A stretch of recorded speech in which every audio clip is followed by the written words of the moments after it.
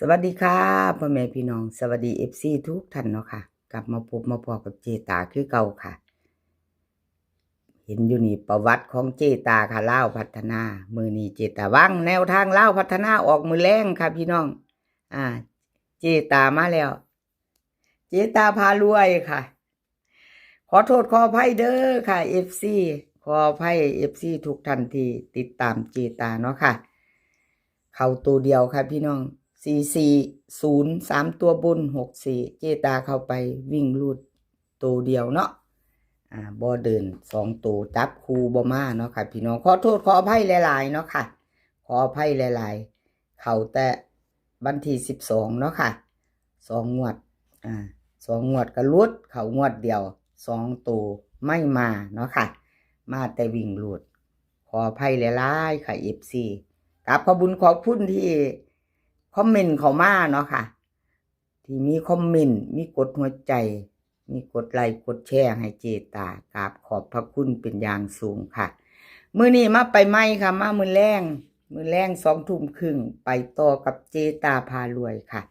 รุ่นใหม่เนาะรุ่นใหม่ค่ะ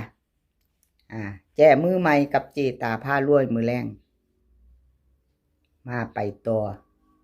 เตรียมแคปหน้าจอไว้ FC เจตาพารวยมาค่ะมาวิ่งรูดเจตาให้3กับ7ค่ะ3กับ7 2ตัวค่ะ4หาง37 38 75 76ค่ะเบิ้ล33กับ77 3ตัวค่ะ2หาง375 337วิ่งรูดค่ะ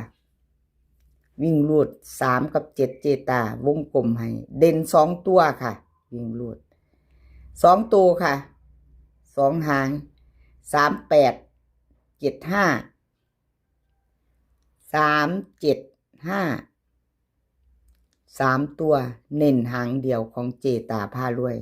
เตรียมแคปหน้าจอไผจะไปต่อกับเจตามื้อแรงเนาะค่ะ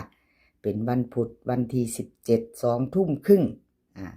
เลขทุกตัวเอามาวางเพื่อเป็นแนวทางโปรดใช้วิจารณญาณในการรับชมเป็นอย่างสูงค่ะรูดไปก็กราบขอโทษขออภัยหลายๆแนวทางบ่เดินบ่เข้าเนาะค่ะ FC ผู้น่าฮักของเจตามาไปใหม่ค่ะเตรียมแคปหน้าจอเนาะค่ะเตรียมแคปหน้าจอแล้วไปต่อรับชมรับฟังเป็นเพียงแนวทางเนาะค่ะว่าจังไดเจตาเจ้าหาแนวทางใหม่มาว่าติ FC หัวขวัญแนวทางเจ้าของกันเด้อพี่น้องเป็นแบบใดล่ะเป็นแบบมันจัดไปจัดมาอยู่เนาะแนวทางเก่าแนวทางใหม่ FC คือสิเข้าใจอยู่หรอกเนาะจัดไปเอาสูตรนั่นกับสูตรนี่สูตรเก่าสูตรใหม่เนาะค่ะพี่น้องเนาะการเฮ็ดแนวทางเนาะการทำแนวทางการทำเป็นตัวเลขเนาะค่ะ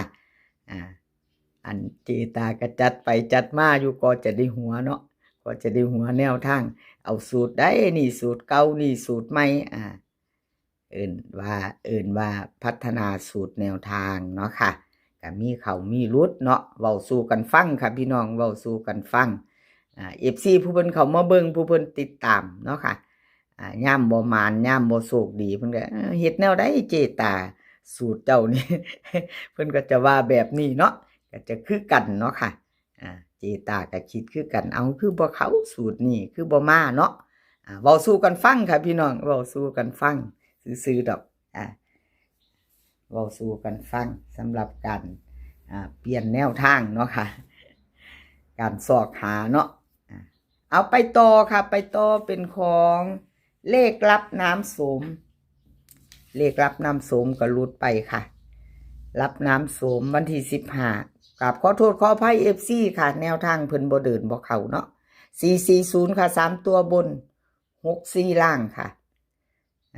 เลขรับน้ำโสมรุดไปเดี๋ยวเจตาให้เบิ่งอีก2 งวดค่ะวันที่12เข้าไปตะวิ่งรูดเนาะวิ่งรูดวันที่15หลุดไปบ่เข้าบ่เดินกราบขอโทษขออภัย FC แทนเลขรับน้ำโสมค่ะแล้วก็เจตาก็เป็นกำลังแรงใจให้เหมือนเดิมค่ะ FC ทุกท่านที่เขามารับชมรับฟังเนาะแนวทางหลุดไปมาใหม่ไปต่อค่ะมาใหม่ไปต่อวันนี้วิ่งหลุด6กับ2ค่ะเพิ่นให้มา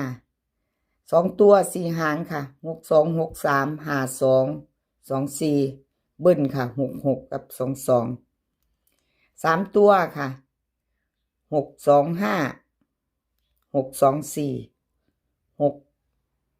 6263รับน้ำโสมวิ่งลูดเด่น6ตัวเดียวค่ะวงกลมให้ตัวเดียวรอง2เด่น6รอง2ตัวนี้2หางค่ะเพิ่นเน้นให้63กับ25ค่ะ3ตัวเน้นหางเดียวค่ะ625เลขรับน้ำโสมไปจะไปต่อกับเพิ่นก็แคปหน้าจอเนาะค่ะไปต่อมื้อแรงกับขอบบุญขอบคุณเลขรับน้ำโสมหลายๆค่ะที่เพิ่นให้แนวทางมาให้วางทางช่องของเจตาอยู่ตลอดเนาะค่ะขอบคุณขอบบุญขอบคุณหลายๆสำหรับแนวทางค่ะแคปหน้าจอค่ะ FC เลขรับน้ำโสมแคปหน้าจอแล้วมาไปต่อค่ะแคปหน้าจอแล้วมาไปต่อเป็นของผู้ใดเซียนเลขล็อกอุดรค่ะล็อกอุดรมาแล้วค่ะพี่น้องวันที่15เป็นจังใดเลขล็อกอุดร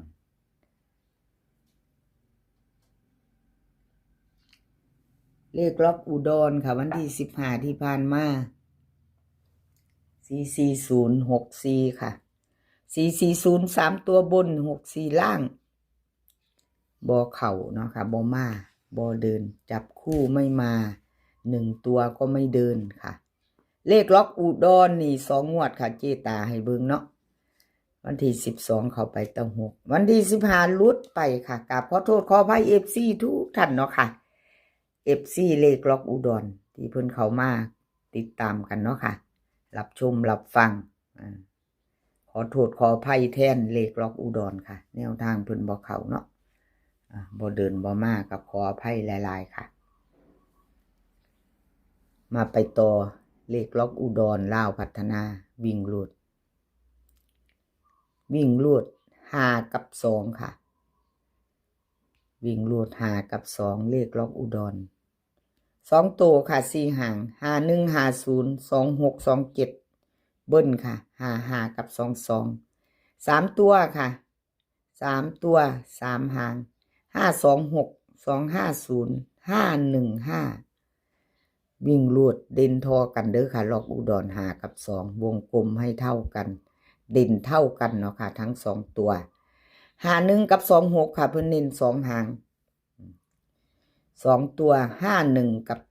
26วงกลมให้2หาง3ตัวค่ะเพิ่นเน้นหางเดียว515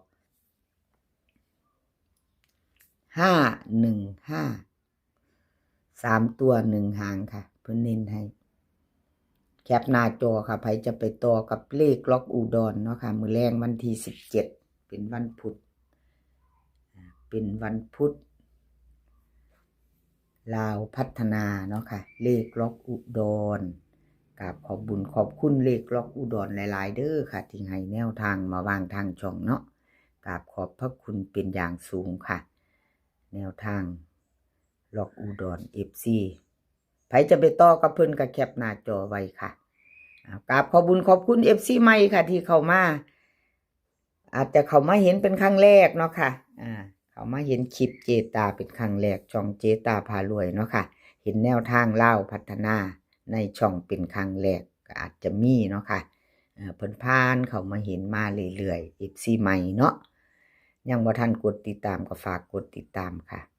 แล้วก็อย่าลืมกดกระดิ่งแจ้งเตือนจะได้บ่พลาดคลิปใหม่ๆที่เจตาลงเนาะค่ะถ้าชอบเนาะค่ะชอบแนวทางเดียวกันชอบคลิปของเจตาชอบแนวทางหลายๆเสี้ยนอยู่ในคลิปเนาะค่ะชอบก็จัดขัดก็ผ่านแคปหน้าจอไว้แล้วก็ติดตามไว้เนาะค่ะจะได้เห็นแนวทางไปน้ำกันคลิปนี้ขอพี่น้องโชคดีค่ะกับเล่าพัฒนามื้อแรงโชคดีกันทุกคนมื้อนี้ก็ขอให้มีความสุขค่ะขอให้สุขภาพร่างกายแข็งแรงกันทุกคน เดินทางไปไสก็ขอให้ปลอดภัยค่ะ